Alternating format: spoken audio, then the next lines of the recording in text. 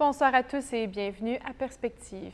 Pendant le mois de septembre, le pape François prie pour les jeunes d'Afrique. C'est ce que le Réseau mondial de prière du pape a partagé aujourd'hui dans une vidéo. Chaque mois, le Saint-Père demande à tout le peuple des fidèles de se joindre à lui pour une intention particulière. Je vous propose maintenant de regarder la vidéo suivante et découvrir son intention pour septembre. África es un continente rico, pero la riqueza más grande, más valiosa de África son los jóvenes. Ellos deben poder elegir entre dejarse vencer por la dificultad o transformar la dificultad en una oportunidad. El camino más eficaz para ayudarlos en esta elección es invertir en su educación. Si un joven no tiene posibilidades de educación, ¿qué podrá hacer en el futuro?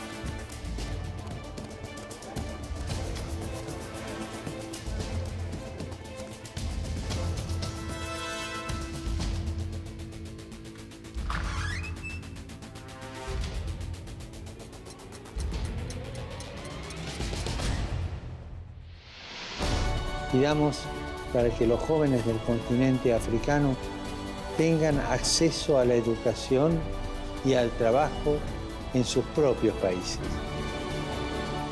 Le scandale des abus sexuels aux États-Unis et la lettre de son ancien nonce apostolique, Monseigneur Carlo Maria Vigano, celle qui a semé le doute sur la crédibilité du pape François, fait toujours couler beaucoup d'encre. Mais nombreux sont ceux qui réaffirment leur soutien au pape.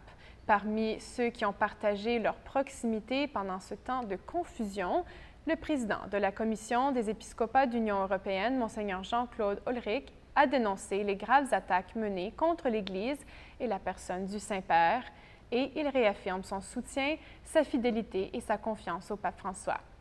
Au Canada, le cardinal Gérald Cyprien Lacroix, archevêque de Québec, a exprimé sa pleine confiance dans le leadership du pape François. Le Conseil des conférences épiscopales d'Amérique latine a offert au pape sa fidélité, sa proximité et sa collaboration pour que la vérité brille au-delà de tout péché.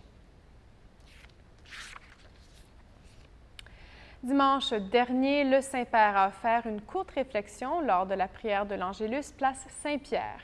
Il a parlé d'hypocrisie, un thème qui n'était pas prévu dans le texte initial, mais en se référant à l'Évangile du jour, le pape est revenu sur ce qui devrait être au centre de la foi, non la loi, mais l'amour de Dieu et l'amour du prochain.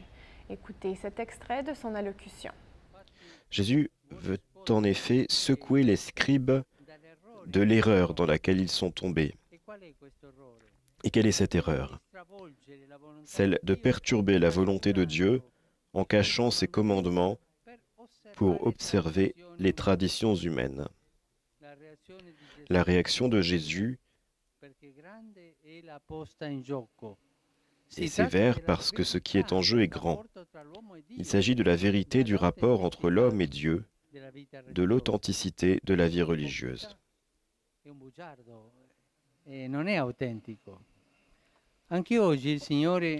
Aujourd'hui aussi, le Seigneur nous invite à fuir ce danger de donner plus d'importance à la forme qu'à la substance.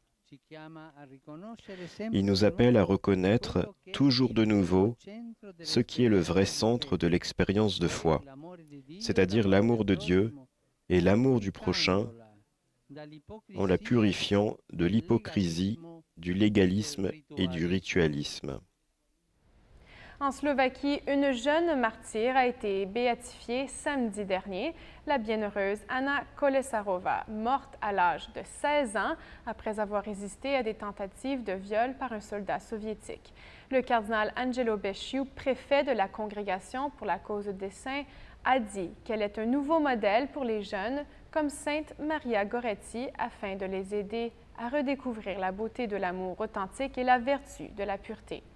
Cette jeune femme de Slovaquie n'est pas devenue une sainte par accident, a rappelé le cardinal à l'Osservatore Romano, le journal du Vatican. Elle était nourrie par une vie de prière quotidienne et les sacrements. Voilà, c'est tout pour aujourd'hui. Merci d'être avec nous et à la prochaine.